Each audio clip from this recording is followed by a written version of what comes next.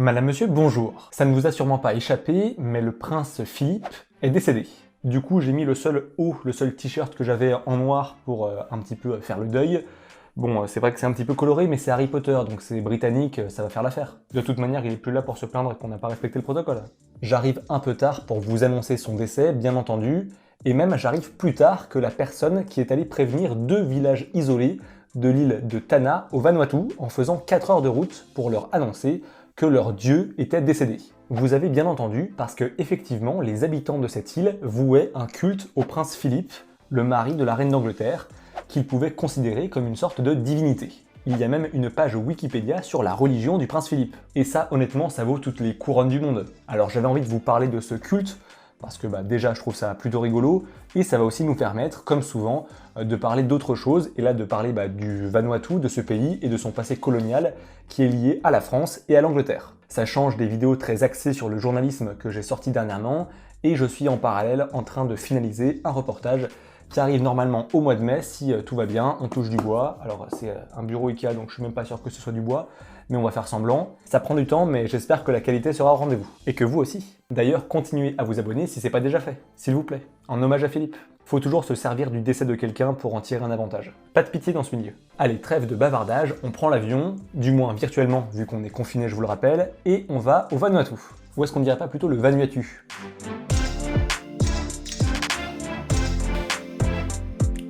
L'archipel de Vanuatu est connu pour une chose principale en France, on a tourné Koh Lanta là-bas. Enfin moi c'est la seule référence que j'ai, désolé. Ça vole pas très haut pour un journaliste. Il y a 80 îles, 80 îles ou 80 îles. On dirait octante comme les Belges et les Suisses, on se ferait pas chier. Il y a 80 îles là-bas environ, et c'est sur l'île volcanique de Tanna qu'il y a une drôle de religion puisqu'on vénère le prince Philippe. Là-bas, il collectionne des photos du prince, il ne jure que par lui, et même mort, ils disent que son esprit va vivre à travers eux.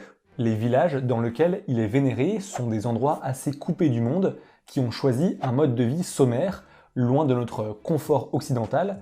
Par exemple, ils n'ont pas d'électricité, et pourtant ils sont liés, du moins par la pensée, par la croyance, avec le prince consort d'une des plus grandes nations du monde moderne. Alors d'après la légende, on penserait que Philippe serait pour certains le fils d'un dieu, ou alors l'incarnation d'un esprit de l'île qui était parti faire la guerre et qui devait épouser une femme puissante. Effectivement, on ne peut pas faire plus puissant que la reine d'Angleterre. Et ce choix, cette révélation pour les habitants du Vanuatu, pourrait avoir été fait en ayant vu des portraits de la reine et de son époux, puisqu'à l'époque, dans les années 60-70, le Vanuatu était ce qu'on appelle un condominium. Et là, on sort le dictionnaire et on apprend qu'un condominium, c'est un territoire sur lequel plusieurs États exercent une souveraineté. On avait le Royaume-Uni d'un côté et la France de l'autre.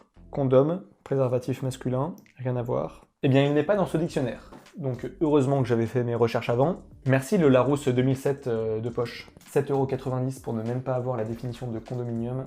C'est honteux! Mais bon, chez nous, à l'époque, c'était Pompidou, puis Giscard. Alors, en termes de classe pour le prestige d'un culte, et choisir son dieu, autant partir sur le prince consort d'Angleterre. Ça a plus de gueule. On est peut-être passé à ça de la religion VGE. Déjà qu'il a une soupe à son nom, on ne peut pas tout avoir, Giscard. En 1974, il y a eu une visite de la couronne britannique au Vanuatu, et ça va forcément accentuer, amplifier et consolider leurs croyances, comme quoi c'est bien Philippe, l'homme providentiel. Un homme providentiel qui s'appelle Philippe, je veux bien voir ça. Est-ce qu'il y a des gens connus qui s'appellent Philippe? C'est bien, c'est que cette vidéo, il y a un script, mais on parle dans tous les sens. Philippe, connu. Alors je vous dirais qu'il y a Philippe Inchberger qui est l'entraîneur du club de foot de Grenoble, mais ça ne va pas vous parler beaucoup. Philippe Candeloro. Pour les juges, c'est toujours trop dénudé, et pour les téléspectateurs, je suis sûr que ça n'en est pas assez. Philippe Croison. Alors par contre, le problème avec Philippe Croison, si on lui dédie un culte, c'est qu'on ne peut pas avoir sa personne sur un crucifix. C'est un détail technique, mais il faut penser à ça normalement. Hein. Il y a un chef de l'île de Tanna, donc où on pratique ce culte, qui aurait déclaré que le prince Philippe était noir, puisque tous les habitants de Tanna sont noirs, et qu'il serait en fait devenu blanc dans un autre pays. Ou alors, deuxième hypothèse, il avait le même chirurgien que Michael Jackson. C'est possible aussi. En tout cas, Philippe a accepté de devenir le symbole, l'incarnation d'une religion.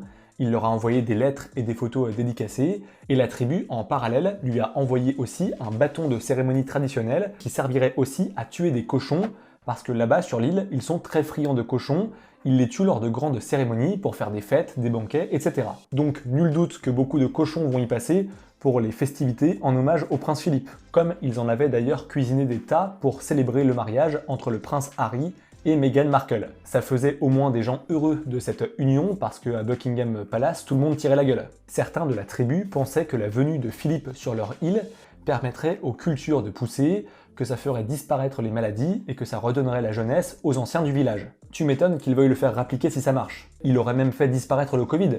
D'ailleurs, en parlant de coronavirus, au moment où je tourne cette vidéo, il y a seulement eu 3 cas au Vanuatu depuis le début de la pandémie. Bon, ils font très attention parce que forcément sur ces îles avec leurs infrastructures de santé, ça serait très compliqué de gérer une flambée épidémique, mais récemment, ils ont trouvé le cadavre d'un marin sur une plage, alors ils ont fermé les frontières quelques jours, le temps de s'assurer que la maladie ne se propageait pas. On ne plaisante pas, surtout que maintenant, il n'y a plus le prince Philippe pour les protéger. Dans le cadre d'une émission télé, 5 chefs de l'île ont pu rencontrer leur dieu en 2007 et échanger avec lui, et ils lui ont demandé quand est-ce qu'il viendrait les voir, et Philippe leur a répondu qu'il viendrait quand il ferait chaud.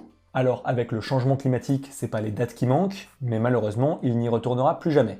Enfin là, maintenant du coup, il a une bonne excuse. Et d'ailleurs, le décès ne met pas fin au culte qui devrait garder le nom du prince Philippe en plus, mais ils vont choisir une nouvelle personne à idolâtrer. Certains pensent au prince Charles, qui est venu au Vanuatu en 2018, et qui pourrait remplir ce rôle.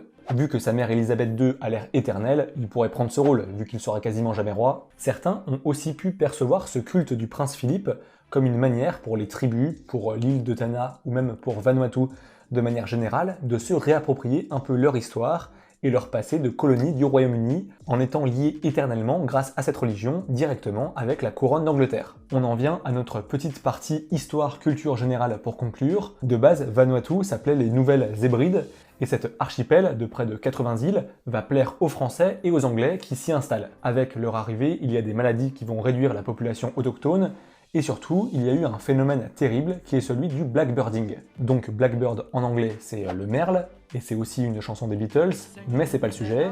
Et le blackbirding, c'était au 19e siècle, et en fait, on prenait des locaux, on leur faisait signer un pseudo-contrat de travail, et on les emmenait travailler dans des plantations de canne à sucre en Australie, où ils servaient presque d'esclaves. On estime que plusieurs dizaines de milliers d'autochtones ont été impactés, alors pas qu'au Vanuatu, mais aussi dans d'autres îles du Pacifique, mais c'est quand même déjà un sacré chiffre. Et d'ailleurs, l'Australie reconnaîtra ce phénomène à la fin des années 90. Comme je vous l'ai dit, les Nouvelles Hébrides étaient sous la gestion de la France et du Royaume-Uni depuis le début du XXe siècle, et les deux pays n'étaient pas très chauds pour un référendum sur l'indépendance, mais malgré tout, c'est ce que l'archipel va réussir à obtenir en 1979, avant de se renommer Vanuatu l'année suivante. Voilà, je pense qu'on a fait le tour de cette petite anecdote autour du prince Philippe, qui n'est d'ailleurs pas une petite anecdote pour les croyants, pour eux c'est un gros sujet, et il faut respecter ça, mais en tout cas je trouvais ça intéressant et rigolo à raconter, et comme quoi en partant de ça, on a réussi à dérouler le fil et à déboucher sur autre chose en parlant de l'histoire du Vanuatu. C'est sympa d'être curieux, non? C'est pour ça que je suis journaliste. J'espère que ça vous aura plu et intéressé.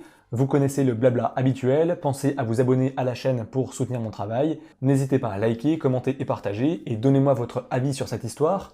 Tiens, dites-moi quelle personnalité à qui vous voudriez bien vouer un culte. En attendant, on se retrouve très bientôt, d'ici là portez-vous bien et tenez-vous informés.